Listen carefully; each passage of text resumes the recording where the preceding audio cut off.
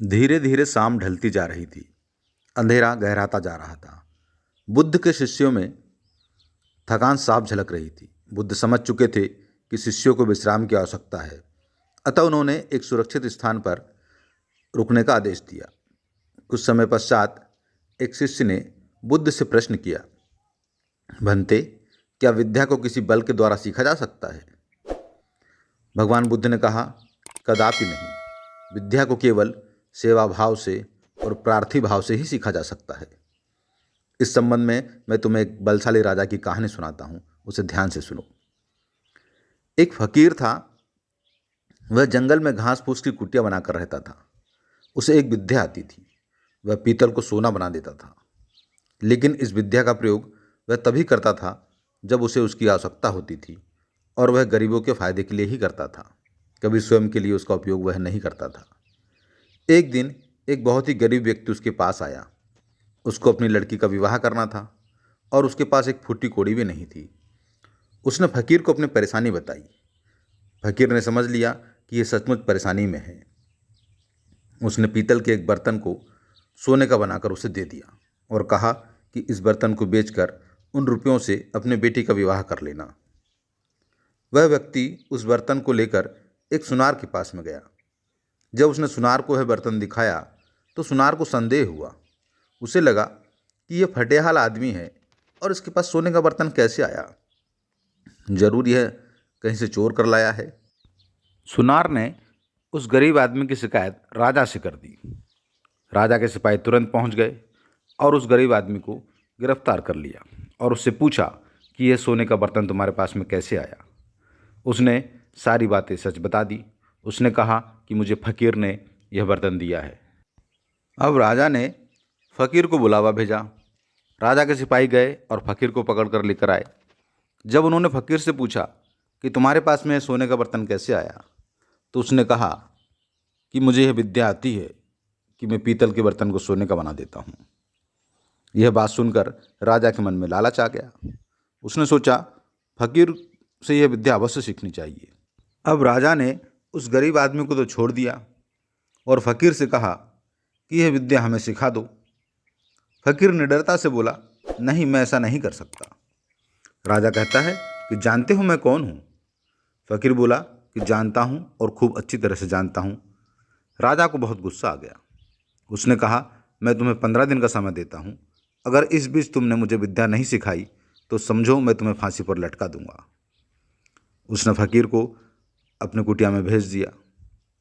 अब राजा रोज शाम को एक सिपाही उसके पास में भेजता और उसे पूछता कि क्या वह विद्या सिखाने को तैयार है। फकीर का रोज ही एक जवाब होता कि नहीं। ऐसी विद्या को राजा छोड़ना नहीं चाहता था। उसने देख लिया था कि फकीर को डराने धमकाने से कोई नतीजा नहीं निकलने वाला है। कोई दूसरा उपाय सोचना होगा। जब 7 दिन बाकी रह गए तो उसने अपना वेश बदला और फकीर के पास जाकर उसकी सेवा करने लगा। उसने फकीर की इतनी सेवा की कि फकीर खुश हो गया। फिर फकीर ने पूछा कि बोल, तू क्या चाहता है? राजा ने कहा, मुझे आप वह विद्या सिखा दीजिए जिससे आप पीतल से सोना बना देते हैं।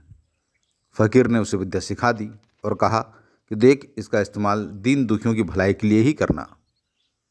राजा अपने महल में आ गया। अब उसे वह विद्या आने लगी थी। कुछ दिनों के बाद उसने फकीर को बुलाया और कहा कि बोलो, क्या अब भी विद्या सिखाने को तैयार नहीं हो?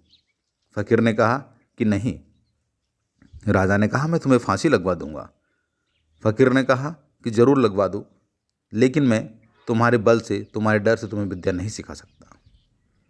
तब राजा ने गर्व से हंसकर कहा कि जिस विद्या का तुम इतना घमंड करते हो, मैं उसे जानता हूँ। इतना कहकर राजा ने एक पीतल के बर्तन को सोने का बनाकर दिखा दिया।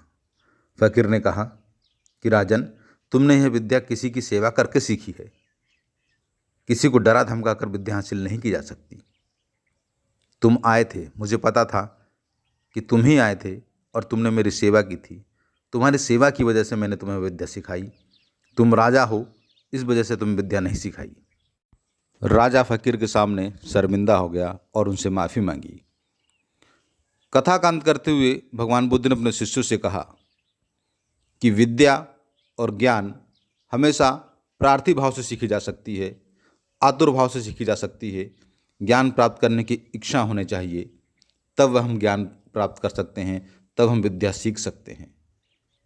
हमें ज्ञान देने वाला हमारा गुरु जो भी कला में पारंगत है, अगर हम उसे डरा कर, धमका कर या अपने बल से कुछ सीखना चाहते हैं, कुछ ज्ञान प्राप्त करना चाहते हैं, तो वह संभव नहीं है। ज्ञान प्राप्त करने के लिए हमें सेवा, समर्पण और समय तीनों देना होता है, धैर्य रखना होता है, तब हमें ज्ञान प्राप्त होता है। ज्ञान प्राप्ति कोई रातों रात की बात नहीं है। कला को सीखना कोई पल भर का काम नहीं है। इसके लिए हमें समय देना ही पड़ता है, धैर्य रखना ही पड़ता है, समर्पण करना पड़ता है। फिर वह ज्ञान हमारी भौतिक दुनिया का हो, चाहे आध्यात्मिक दुनिया का हो, हमें ज्ञान प्राप्ति के लिए, विद्या प्राप्ति के लिए सेवा, समर्पण और विनय का सहारा लेना ही पड़ता है। विद्या प्राप्त करने के बाद में, ज्ञान प्राप्त होने के बाद में व्यक्ति के अंदर विनय पैदा हो जाता है। लेकिन अगर विनय पहले से ही है तो उसे विद्या प्राप्ति में, ज्ञान प्राप्ति में बहुत ही कम समय लगता है। विनय के द्वारा, विनम्रता के द्वारा, सज्जनता के द्वारा, शिष्टाचार के द्वारा हम बहुत सारे ज्ञान को मुफ्त में ही पा सकते हैं।